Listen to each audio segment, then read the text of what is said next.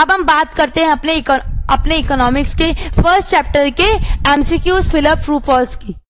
सबसे फर्स्ट है, who was the father of economics? Not any doubt, Alfred Marshall was the father of economics. यहाँ पे martial लिखा तो आप मार्शल पे टिक करोगे। Normative economic theory deals with कि हमें प्रॉब्लम को कैसे सॉल्व करनी चाहिए, ये इस चीज से डील करता है। What to produce, not how to produce, not whom to produce, not how the problem should be solve, कैसे की जानी चाहिए प्रॉब्लम को सॉल्व, हम ये इस चीज से डील करता है। Ceteris paribus मीन्स कि अदर थिंग्स रिमेनिंग कांस्टेंट, की सारी चीजें क्या है उस टाइम पे कांस्टेंट है। माइक्रो इकोनॉमिक्स डील करता है एक पर्टिकुलर एक इंडिविजुअल यूनिट से। In economic goods include material things which can be transferred, can be मतलब दोनों चीजें कि मटेरियल थिंग्स को हम इंक्लूड करें जो ट्रांसफरेबल हो, और जो क्या हम जिसको हम जो टेंजिबल फॉर्म में डालें विच कैन बी सीन और touch, that is both A and B. Human wants are unlimited और nature of PPV curve is concave to the origin। ये ऐसे क्वेश्चन है जिसमें हमें डाउट अराइज ही नहीं होना चाहिए, हमें और ऑप्शंस को देखने की जरूरत ही ना पड़े। इफ PPF is linear, मैंने बोला कि आपको जब PPF हमारा लीनियर है, बिल्कुल ये मेरा ये हमारा एक्सेस है, यहाँ पे PPF ऐसे है या फिर ऐसे, तो हमारा अपॉर्चुनिटी कॉस्ट क्या होती है, कांस्टेंट होती है। मैंने वहां पे आपको एक्सप्लेन किया था। एनी पॉइंट बियॉन्ड पीपीएफ, कि जो पॉइंट पीपीएफ के बियॉन्ड दैट इज अनअटेनेबल, उसको हम अचीव ही नहीं कर सकते विद द गिवन रिसोर्सेज, क्योंकि हमारे पास रिसोर्सेज क्या है, कांस्टेंट है, टेक्नोलॉजी भी कांस्टेंट है। If an economy is working at the point left to P50 curve, अगर ये है और यहाँ पे शो करा दैट इज अनएम्प्लॉयमेंट, अनएम्प्लॉयमेंट बताइए कि हमारे रिसोर्सेज का फुल्ली यूज नहीं हो पा रहा है, सही तरीके से यूटिलाइज नहीं, इसको हम क्या बोलते हैं, अंडर यूटिलाइजेशन भी बोलते हैं और अनएम्प्लॉयमेंट भी बोलते हैं। और इस पॉइंट को हम क्या बोलते हैं, fully and efficiently utilise, optimum use या फिर फुल एम्प्लॉयमेंट। अब आते हैं हम फिलिप्स पे। पहला क्वेश्चन क्या बोलता है फिलिप्स में, according to dash economics is the study of science of wealth. किसके अकॉर्डिंग जो इकोनॉमिक्स होती थी वो study of science of wealth हुआ करती थी, दैट इज जेबी से। वहां पे मेंशन हुआ था कि जेबी से ने बोला था कि भाई स्टडी इकोनॉमिक्स क्या है, साइंस ऑफ वेल्थ है, ये उस चीज की स्टडी है। According to dash definition economics is a social science. किस डेफिनेशन के अकॉर्डिंग इकोनॉमिक्स एक सोशल साइंस है, that is according to welfare definition of economics is a social science. According to dash top priority is given to man। किन्होंने बोला था कि हमें top priority किसको देनी है, मैन को देनी है, that is Alfred Marshall. Alfred Marshall. According to dash Robbins, एक ही रॉबिन्स है, that is Lionel Robbins. Economics must be dash between and, that is neutral. Neutral मतलब बैलेंस होना चाहिए हमारी वॉन्ट्स के बीच में, हमारी एंड्स के बीच में, हमारे डिजायर के बीच में। Alternative uses of limited resources leads to problem of choice, कि जब हमारे पास रिसोर्सेज क्या है, लिमिटेड है और उनका भी अल्टरनेटिव यूज है, तो उसके तो कौन सी प्रॉब्लम हमारी होती है, प्रॉब्लम ऑफ चॉइस, कि हमें उस अल्टरनेटिव में से सिलेक्ट करना है जिसपे हम मैक्सिमम सेटिस्फाइड हो रहे हो। According to dash definition economics is analytical science. किस डेफिनेशन के अकॉर्डिंग इकोनॉमिक्स क्या थी, analytical science, that is scarcity definition. Definition of scarcity बोलती थी कि भाई जो हमारे इकोनॉमिक्स है वो क्या है, एक एनालिटिकल साइंस जिसमें हर एक चीज को हमें एनालिसिस करना पड़ेगा।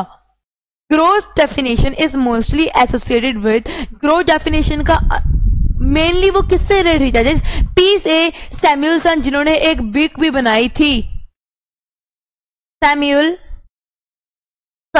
Dash definition includes the welfare definition and scarcity definition, that is growth definition ने दोनों ही चीज को इंक्लूड किया था, that is welfare and scarcity को भी। In deductive method the logic proceed from general to particular. पर अगर मैं बात करूं इंडक्टिव मेथड में होता था पर्टिकुलर टू जनरल, कि भाई हमने एक पर्टिकुलर पर्सन को एनालिसिस करा, उसने देखा, मैंने आपको एग्जांपल दिया था, एक बच्चे ने एप्पल खाया और ग्रीन एप्पल खाया, पहली बार खाया खट्टा लगा, दूसरी बार खाया खट्टा लगा, तीसरी बार लाया खट्टा लगा, तो उसने एक एजम्पशन बना ली कि भाई जो ग्रीन एप्पल होते हैं वो सारे खट्टे ही होते हैं, that is sour, that is particular to general. अब आते हैं हम अपने ट्रू फॉल्सेस में।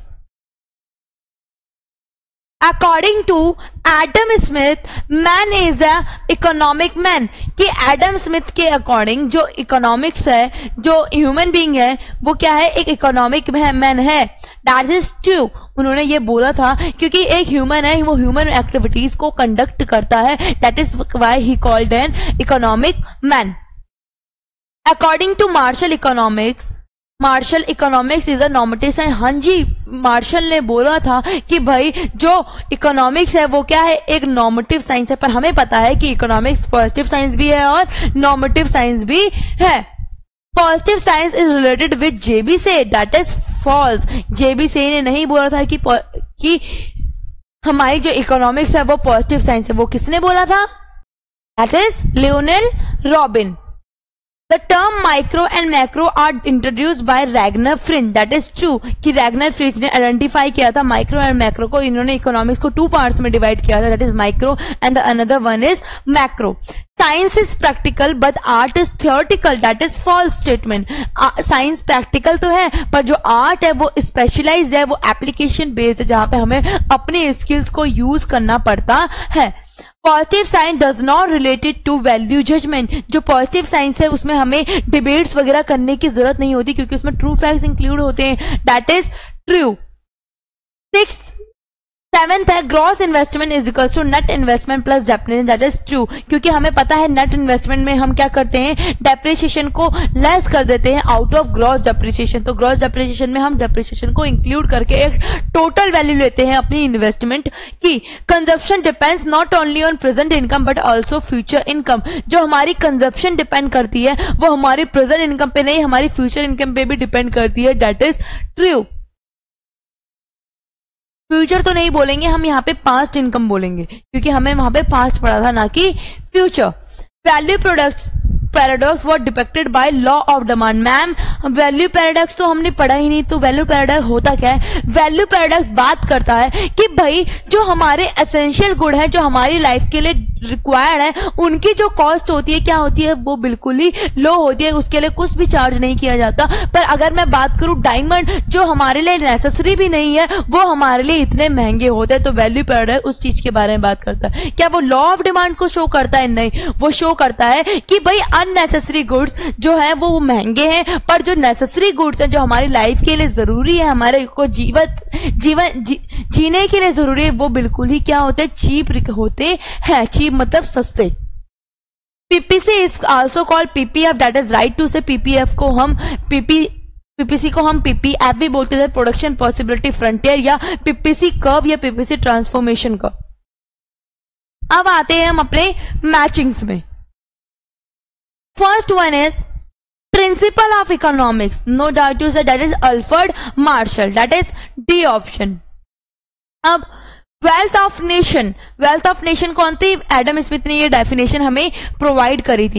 An essay on the nature of significance of economic science, ये डेफिनेशन जो थी, ये जो बुक लिखी थी वो किसने लिखी थी? दैट इज रॉबिन्स ने ये हमें बुक लिख के दी थी, that is an essay of the economic science, that is third.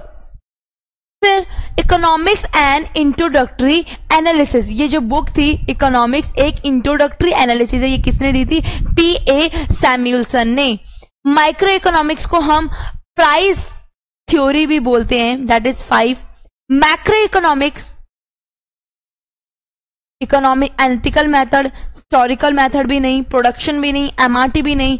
यहाँ पे एक ऑप्शन बता J.H. कीन्स, तो ये ऑप्शन थोड़ा गलत है। अगर हम यहाँ पे रैगनर फ्रिंच लिख देते या फिर प्राइस एंड एम्प्लॉयमेंट थ्योरी लिख देते तो यहाँ पे ठीक होता, पर ये जो मैचिंग है, ये आपको इसका जो आंसर है ये गलत दिया गया है, J.H. कीन्स लिखा हुआ है। फिर नेक्स्ट वन हम आगे बढ़ते हैं। डिडक्टिव मेथड को हम एनालिटिकल मेथड भी बोलते हैं, हमने वहां पे 2 से 3 मेथड्स के नाम पढ़े थे, दैट इज 7th। फिर इंडक्टिव मेथड को हम हिस्टोरिकल मेथड भी बोलते हैं। 8th one is opportunity cost. Opportunity cost is MRT, marginal rate of transformation, that is 9th। And last one is creation of utility. Creation of utility मैंने आपको बताया था कि भाई हम अपने वांट्स को, अपनी नीड्स को सेटिस्फाई करने के लिए जिस गुड्स एंड सर्विसेज का प्रोडक्शन करते हैं उसी प्रोसेस को हम प्रोडक्शन बोलते हैं या फिर क्रिएशन ऑफ यूटिलिटी। बात एक ही है, तो हम इसको प्रोडक्शन से मैच करेंगे अगर दिया होगा तो। दिया हुआ है यहाँ पे, that is production, that is 10th। आपको ये वाला मैंने आपको बताया कि ये थोड़ा गलत गया है, जेएच की से तो कुछ रिलेटेड है ही नहीं हमारी मैक्रो इकोनॉमिक्स, उन्होंने ये चीज आइडेंटिफाई ही नहीं की, तो हम यहाँ पे कैसे मैच कर दे। तो आपको यहाँ पे ये गलत दिया गया है। आपको अगर यहाँ पे रैगनर फ्रिंच लिखा है तो तब भी सही है, क्योंकि रैगनर फ्रिंच ने ही माइक्रो और मैक्रो को डिवाइड किया था। या फिर यहाँ पे लिखा हुआ आ जाए प्राइस तो नहीं, एम्प्लॉयमेंट थ्योरी, तो वहां पे ये भी ठीक है।